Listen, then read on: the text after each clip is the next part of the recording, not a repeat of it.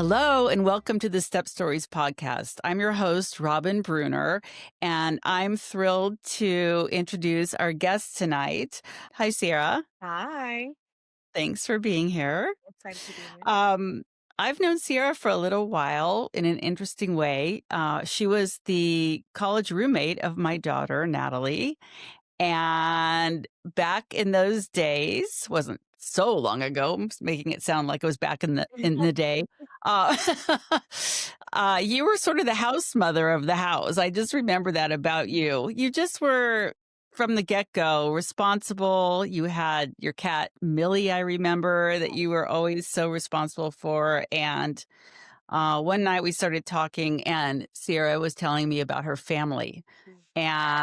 And it sort of turned into an interview that I have never forgotten. And it was when I was first thinking about doing this Step Stories. And so I asked her to come back today um, to tell her story again. And I'm curious to see where you are in your life now. You're married now. Yes, yeah. And so before we get into your background and your story, can you tell me and our audience a little bit about what you do now, where you are in your life now, where you work, Mm. you're married? Yeah. So I'm married. I work at Lawrence Livermore National Laboratory. I'm a security administrator there, which keeps me really busy. Great job, love it. And then I have one dog and two cats who keep me very busy. And yeah, Sounds great. Um, well, let's do talk about your story because I know you have a lot to talk about in your background, and I'd love to just start at the very beginning and where you were born. Tell me a little bit about your family, where you grew up, and I know you're the oldest, so I'll let you tell a little bit. okay, yeah. So oh man, I don't know. Trying to reflect. So much time has gone by. But when I tend to talk about, my story or my childhood, the first word that comes to mind is tumultuous. If that comes up again and again, I know it probably came up when we were speaking many years ago. So I was born in Manteca, California, to my parents, and really, my parents had a really complicated relationship. My dad was an alcoholic, my mom was codependent, which created a really interesting environment as a child growing up. And things got even more interesting as kind of time went on. So my parents went on to have two more children, my younger sisters, and around the age of 10, well, probably like 5 to 10, my parents were just constantly breaking up, getting back together, just fights all the time, police being called, just really tumultuous. That's really the word that comes Yeah. to mind every time. But things really took an interesting turn when my dad ended up having an affair and accidentally had my two sisters, like they're twins actually, which is crazy. And that just kind of amplified everything because all of the things that were going on between my parents were kind of amplified. They had Of all course. their own personal problems, but now they were dealing with, another mother of two children. And so there was just lots of back and forth there. Wait, Um, I'm gonna stop you for a second. I'm gonna stop you for a second. Okay. So, how old were you when that happened? When your dad, the person he was having the affair with, got pregnant? I was 10 years old when they were born. We're 10 years apart. Okay. Yeah. And how old are your younger sisters? So my next youngest is 5 years younger than me, and then 8 years younger than me. Oh, wow. Yeah. Okay. Yeah. So big differences. Yeah. Yeah. So, did you find that you were sort of as the oldest having to take a lot of responsibility for your sisters? Yeah, absolutely. Because, with all the back and forth of, my parents splitting up, getting back together, splitting up, um, there was just a lot of, now I look back, there was a lot of burden on me to kind of mother in a way, and be there for them through all of the craziness. Right, there were so many times where there was screaming and yelling going on, and we were all huddled in my bedroom, and I was like, they were crying and so confused, so trying to calm them while also trying to calm myself because I'm only, 8. um, but yeah, and then once my twin sisters were here, that really amplified because my parents stayed together for a little while through that. My mom actually parented those two girls for quite some Mm. time, but once my mom finally divorced my dad when I was 15, um, 15, yeah, that is when I really had to like step into a parent role because my dad was constantly gone doing things or just, drunk. And so, I woke up every morning and got them changed and fed them and did the whole thing for what felt like a really long time. It probably wasn't that long in hindsight, but it seemed like my whole childhood was, taking care of my four younger siblings at the time. Well, just that is really something. Let's unpack that just a little bit. Let's Yeah. go backwards a little bit because that's a lot in a short period. So around you were around 10 when they were born, and when you're saying your parents were splitting up and getting back together, when that was happening, was your dad leaving and coming back? Were you staying with your mom? Like, what was going on? Such a good question because yeah, no, we were always the one leaving. So my mom would always pick us up Oh, and go. Um Consistently we were going to my grandma's house who lived nearby. But it okay. was never my dad leaving. It was always us going and leaving. Towards the end, it was sometimes us. I know, as time went on, I think family members and friends of my mom started to create boundaries with her, and so that the opportunity to go there wasn't, as prevalent. And so then we started like Mm. hotels and staying there for a night or two, things like that. So yeah, we were always getting up and going. Have you ever asked your mom now that you're older? And by the way, how old are you now? Do you mind Oh, saying? yeah, I'm 28. Yeah. Okay, 28. Um, have you ever asked your mom why she chose to pick everybody up and keep leaving versus, usually you think that the mom and the kids stay and the dad leaves, and why do you think that that happened? Yeah, I've never really directly asked that to my mom. We have like a really beautiful relationship now. We talk about everything, but I think if I were to ask her now, or my judgment is it just was not a safe environment, and so she just wanted to go. And I think as well because my dad was never going to leave. That was the dynamic of their two personalities. Yeah. Hmm. Were they just going backwards? When you were born, how long had they been married? Do you know? Were they young when they got They married? even married. Yeah. So my Okay. mom was 19. I think she was pregnant with me, had me at 20. And I think they'd only known each other maybe since she was 16, 17. So just a few years. Very, very young. Um, and yeah, she got pregnant when they were not married. They ended up getting married, I think, when I was like 4 or 5, maybe? Yeah. Okay. Around the time maybe when your next sister was born? Yes, yeah, or shortly before, yeah. Okay. And your dad is a firefighter, right? Or He was? he is currently still a firefighter, yeah. Still, yeah, okay. Um, well, I would imagine that's a stressful life for him too. He must have had to leave and go stay at the fire station too. Or Yes. no, or didn't stay home. So they were for you, it was sort of a lot of coming and going all over the place, it sounds like. Which Yeah, absolutely, yeah, do and because of my dad's schedule as well, like, it's actually kinda interesting. He was home with us most because he was, off for 4 days, on for 2 days. So mm, it seemed like she would and where my mom was just consistently, working like a 9 to 5. But yeah, yeah. chaotic.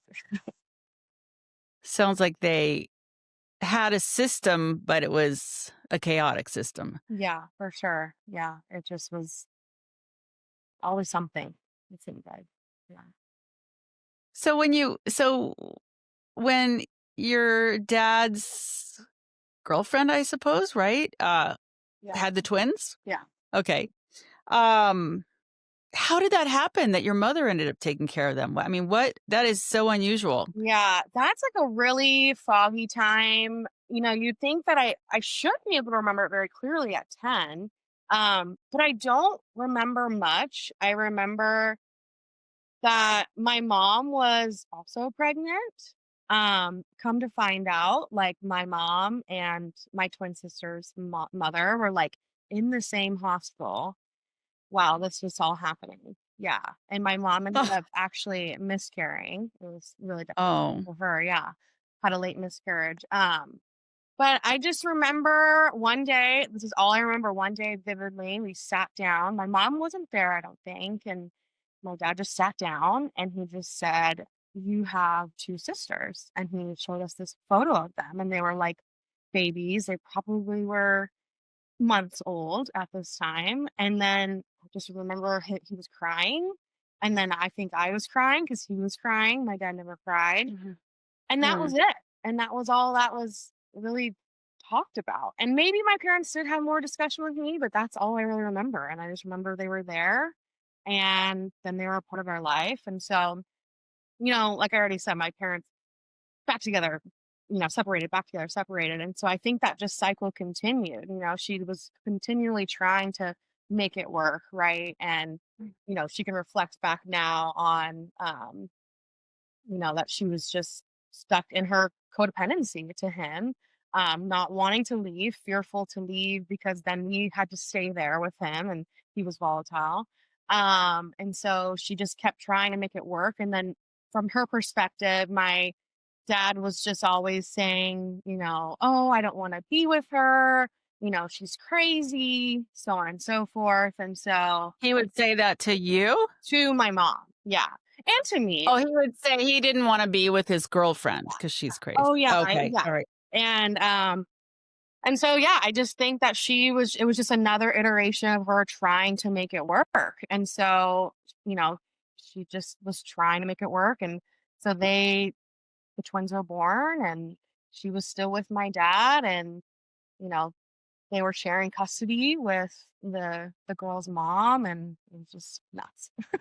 So wait, let me just your mom and dad were sharing custody with his girlfriend Yeah. Yeah. of the twins? Yes. Oh, Yeah. wow. Yeah. That is that I have not heard that before. Wow, that's really interesting. Yeah. So and that was then the new center of my childhood of like he was constantly trying painting a picture that she was crazy and unwell. And he needed to save these girls from her. And so then that just began like the legal battle of, just like court, trying to get full custody of the girls just constantly. And so it was just fight after fight after fight, trying to get full custody of them. Yeah. So did you have anybody in your life who was a stable person for you? Was that your grandmother? Or did you have anybody who sort of you felt was grounded? Yeah. I don't think so, but if I had to choose, definitely my grandmother. Yeah, because she was a really constant presence in our life for sure.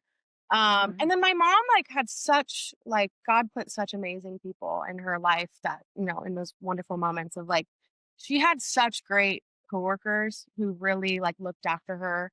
And so like one man sticks out. He was a male coworker of hers and he went to, like, every single one of my soccer games, like, he was always Oh, there and, like, was just like a presence in my life. So, there were okay. people like that, him being one of them, but probably consistently, definitely my grandma.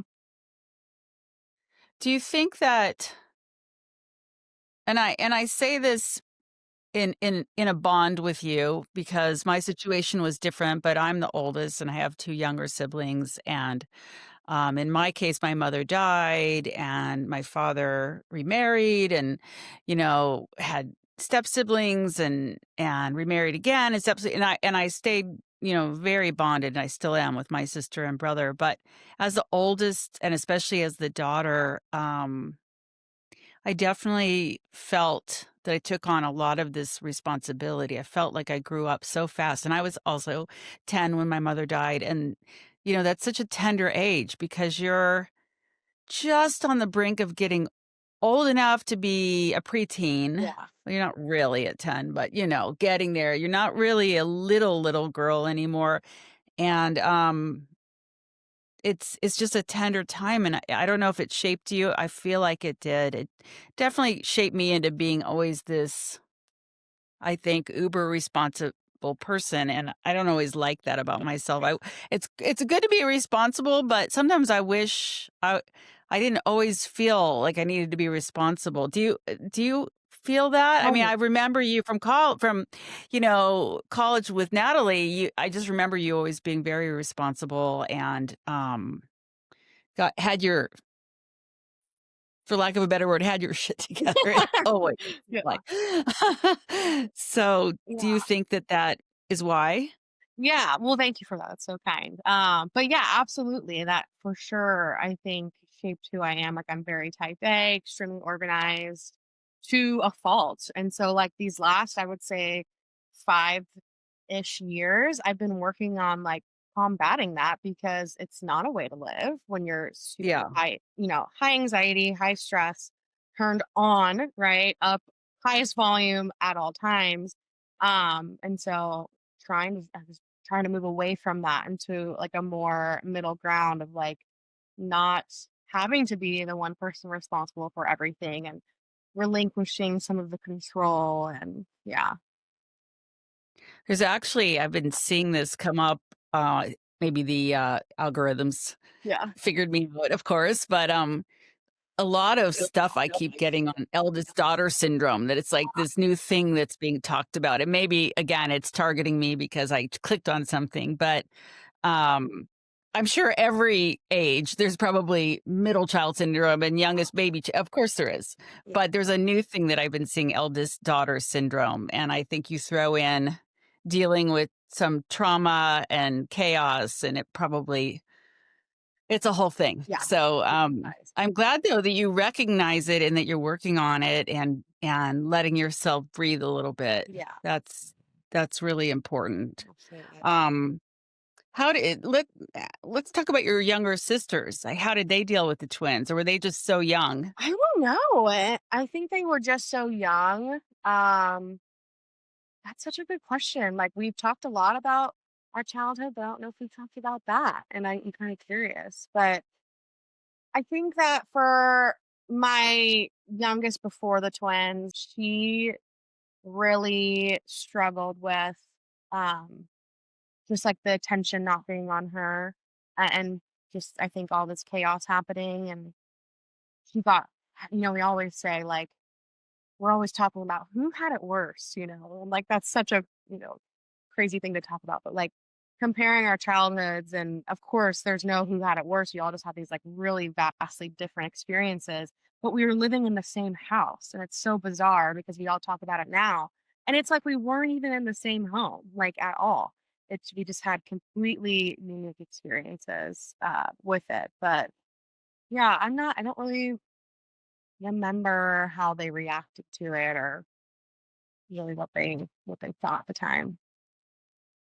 Well, I think I find that too with my siblings. I mean, I wrote a memoir, and my sister, who is 3 years younger than me, she's always saying, "I just blanked out so much of my childhood." Like, she's like, "I don't know why I don't remember stuff," and I'm sure she doesn't for Yeah. you know that was her way of dealing with some things. And my brother was so much younger, and he feels he remembers actually more, Mm, but, we have such different experiences, yeah.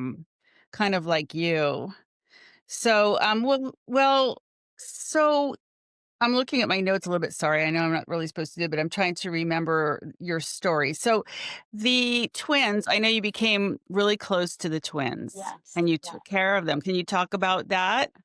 Yeah. So I just always remember, yeah, being like a mom. In the moment, I wouldn't have been able to say that. I just thought it was normal and that's what you did. But now looking back, like I was like the relationship in a way wasn't necessarily healthy, right? Like it was like mother daughter, not sister.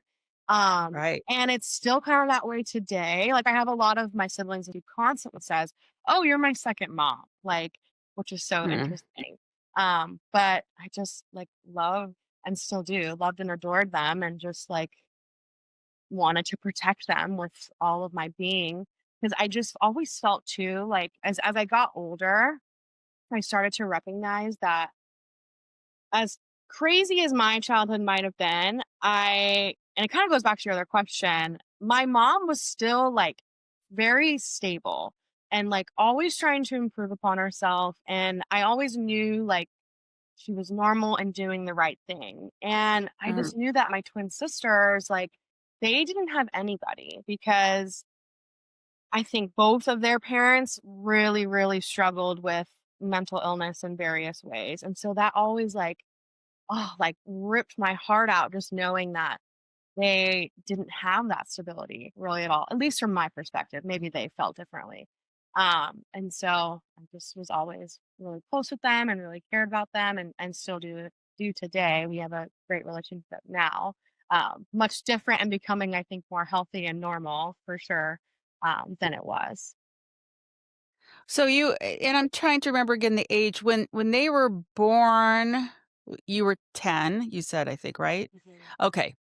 Um, so are your siblings all still living near you, or where are they now? You don't have to say too specific if you don't want, No, but yeah, they all are pretty much living near me. So my second sibling or first sibling, I guess, she's living actually in with my dad now, which is a really interesting turn of events. yeah. Yeah, they're both off at college, but still in Okay. California, so nearby. And then we haven't even gotten to it yet, but like the second phase of my story are my other siblings. Yes. Um, Yes. So I know that. So let's go on and talk about what happened with your dad and this girlfriend, and then what happened after that, with your mom, and just you keep going with your story. You're doing a yeah, good job. yeah. So, I don't really know what happened between 10 and 15 other than like the parents on again, off again. The twins were here. I'm taking care of them. My dad's kind of a mess, I remember. And then 15, my mom finally tells me she's divorcing my dad. Never forget it. It was the best day of my life, which is insane to say. And some people are like, they recall their parents telling them they're getting divorced and they're devastated. But I was just so done with the back and forth. Like Yeah. it had been that Yeah. way for literally 15 years. And I was just like, can we just stop? And so I felt such relief because it felt like for real this time, and it was. And so my mom left him and really did amazing work on herself. She got involved in a ministry called Celebrate Recovery at our church to really help heal that codependency. And she actually started that before she left my dad. That's kind of what gave her the courage and the knowledge to make that decision and move on. And so she left him, and then um, so then it must have been only like a year or two later, I found out through Facebook that my dad was remarried. And we were like, whoa, what the heck? And so I was seeing my dad occasionally. At this point, I had really distanced myself from him because he was just, How old were you? How old were you now? I think, Around. 16? Yeah, 7. Okay. Yeah, because I had got my license and he started kind of making threats that he was gonna take my car away and all these different things if I didn't go and spend time with him. And so then my stepmom gets into the picture.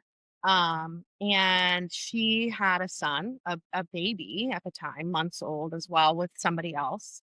And I spent time with them and him, and then she got pregnant. And so then I had another sibling as well. And so it's kind of interesting. So then I left for college at 17, and I left for to go to Cal Poly at 17. The day I left, he was born. So we're 17 years apart. Wow.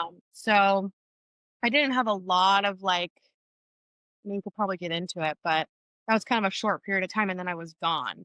And so Uh-huh. I had some interaction with my stepmom, but not like a huge chunk of time. And then at the same time ish, 16, 17, my mom got remarried to her current husband. And I was so furious. I was like, and I don't even know if they know this. They probably do. They're not stupid. But I was so mad that my mom was getting remarried. It felt too fast. And looking back, gosh, such a dichotomy because I was like, oh, my dad's getting remarried. Oh, that's crazy. But then furious at my mom. Mhm. Now I know that's because we had an unhealthy, probably codependent relationship as well, where I felt I was, I I should get all of her attention and nothing else should have her attention. And so I remember being so angry. And now I love my stepdad. I would like see him as a dad. And so although we kind of had like maybe a rough start of me just not being all about it, kind of moved on to a really healthy and great relationship now. So that's kind To your of when your mom got remarried, you had gotten to college. So let's just break this down again. Okay, you had gotten to college and now your dad's gotten remarried. You've got a new stepmother because the other lady wasn't actually your stepmother, his yeah, last girlfriend. And you've got a step brother that she brought into the marriage and now you've got a half brother who's way younger. yeah, And at the same time your mom got remarried. And so your younger sisters were still at home when yes. all this is going on, right? So how did it go for them with your mom and your dad and all this going on? Oh, I mean, you got away. yeah, I got away. I mean, horrible. I think that they would share that as well. It just they were I struggled stepping away because I didn't want I knew how bad it was and how like not how how of a poor environment it was. And so it was hard to like not go over there and be there for them. But I knew at the same time, like I have to. Like I want to move on with my life and I want to do all these things and I can't be there all the time. And I just remember it was like just the same cycle continued and if anything got worse. Um and I know they went on to have like really hard relationships with I guess my stepmom, ex stepmom now. Um Oh, yeah. So he's since divorced for fairly recently, a few years ago actually. And they just had a really hard time. The same thing. I mean, it was just I don't even know how to put it into words. Like everything was controlled there. We didn't have a lot of access to food. Food was really controlled. It just wasn't by your stepmother? by stepmother and dad. Yeah. Okay. And they would just be crying and not want to go. The same thing that I did. We all went Yeah. through this phase of like hating it and then finally being a little bit older and having a voice and going, I don't want to go there. Like it was such a huge contrast with my mom created a very warm, loving home. And then my dad's was like the exact opposite, where it was just painful to be there, really. It was just not Mhm. fun. We were hungry, we were bored. It just kind of continued into us stepping up and saying, I don't want to do this. I don't want to be here anymore. And my mom, kind of not encouraging that, but supporting us in that decision. And so that then began even more court battles between them. My mom trying to, assume full custody of us, so we didn't have to be there anymore, and things like that. So just kept going, really. Did you see your stepbrother and your little baby half brother, and it sounds like you didn't have quite the same pull to them that you had with the twins, just because there was such a big gap and you didn't have the same access, or did you feel this worried for them too and this protectiveness? Yeah, I definitely did, but it was different. And I think just because, like you said, the age gap, I was like already 16, 17 at the time. And I was Mhm. like living my own life. And I saw them as my siblings, and they are, of course, but we never really lived in the home together that much because I wasn't going to my dad's for more than, during the day. And so we Mhm. never really, got that close, really. Mhm. Yeah. You had a lot, Yeah. an awful lot to Yeah. handle. You have a big heart trying to take care of everybody, and, do you feel that you were able to take care of yourself too?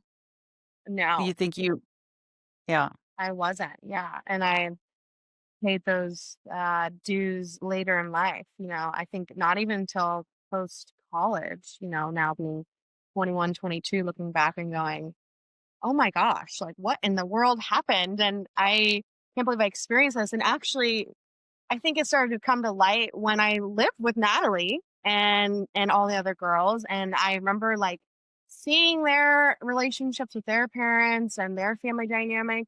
And that really like shined a light on mine because I was like, whoa, like my relationship with my dad is nothing like that. Wait, my dad's nothing like that. My mom's nothing like that.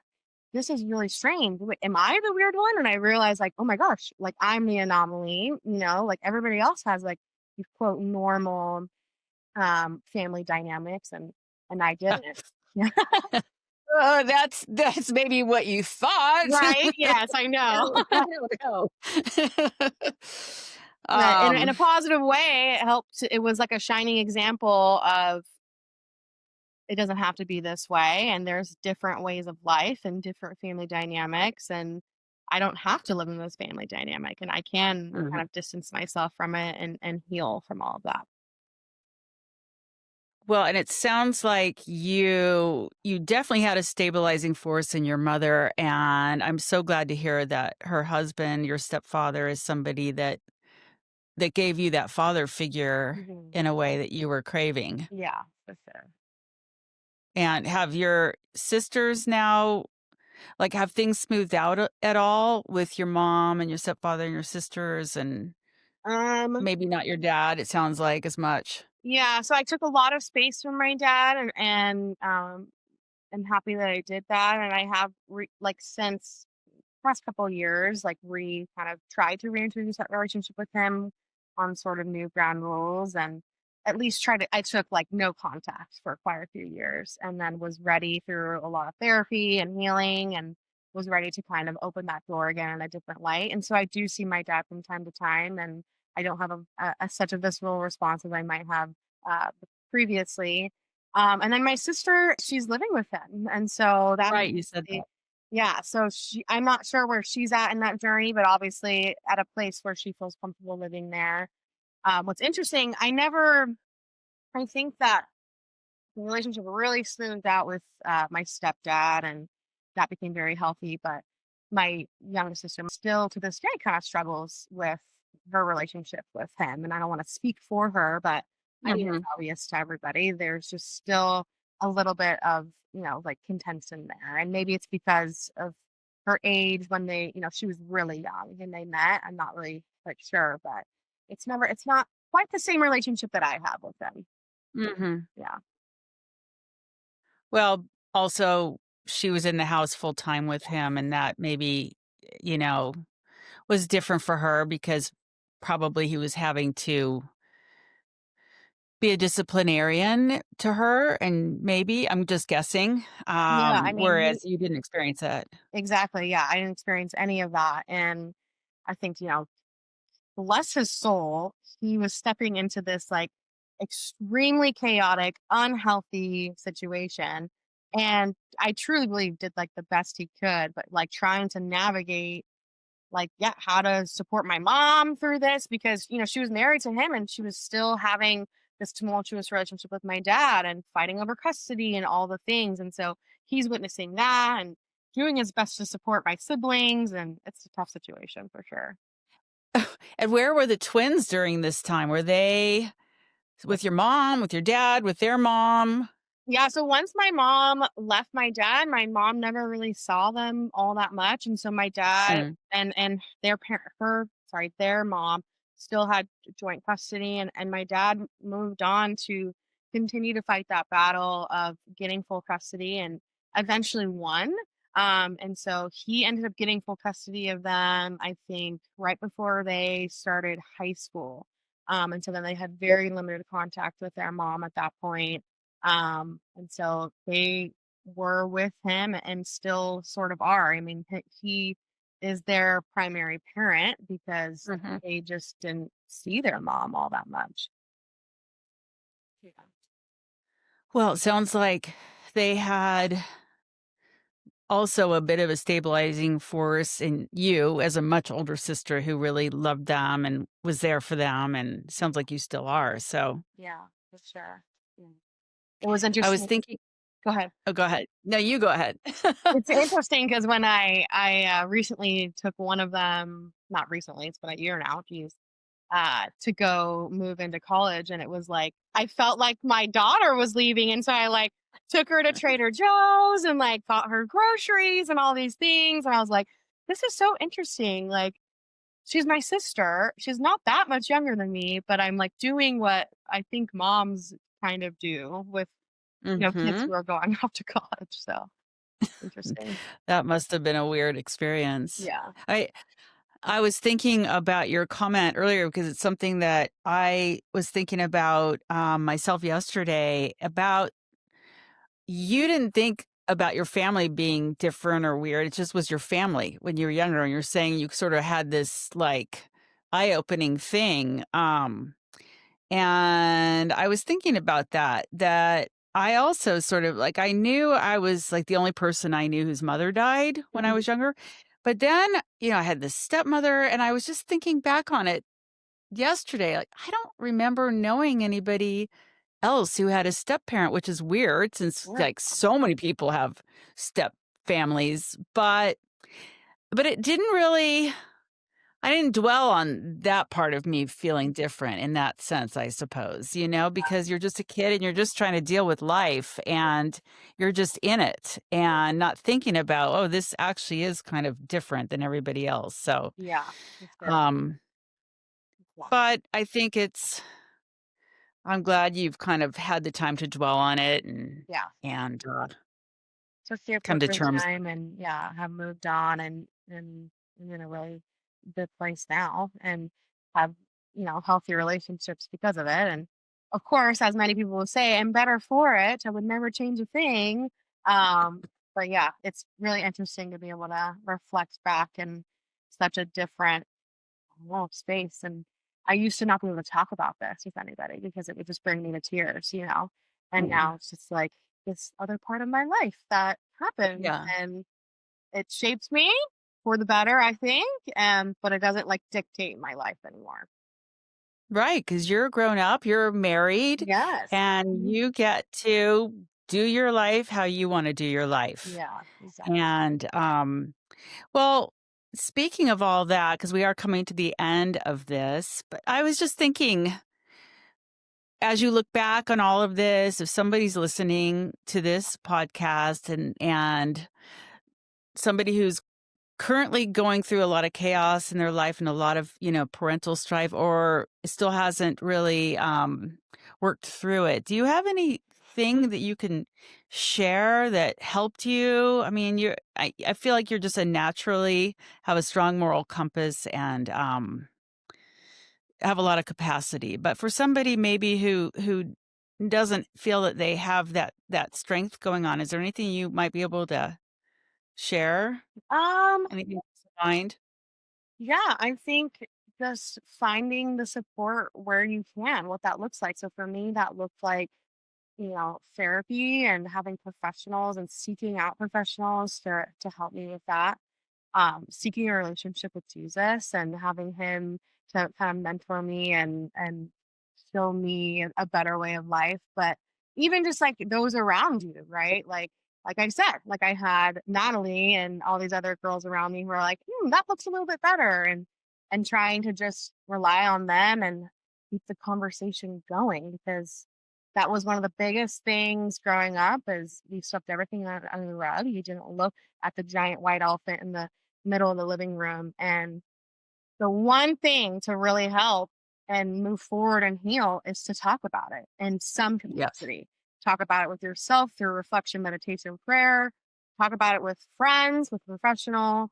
Bring it to the light. Like only evil things lurk in the dark, and like you have to like bring it out and like shine it, and it hurts and it's sometimes a little too bright, but in the end, I think it's very helpful and healing.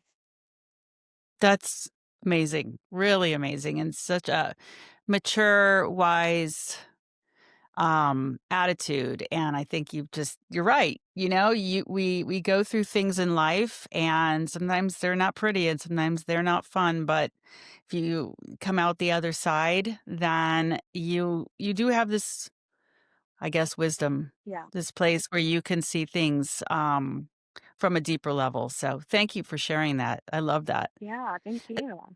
And thanks for being here and being willing to share your story. Yeah. It's awesome. I love it. I'm so glad to see you, and maybe we'll talk again down the road as your life continues to move along and just check in with you. I would really like that. Absolutely. Let's do it. Okay. All right. Take care. Thank Have you. a good night. Bye. Bye.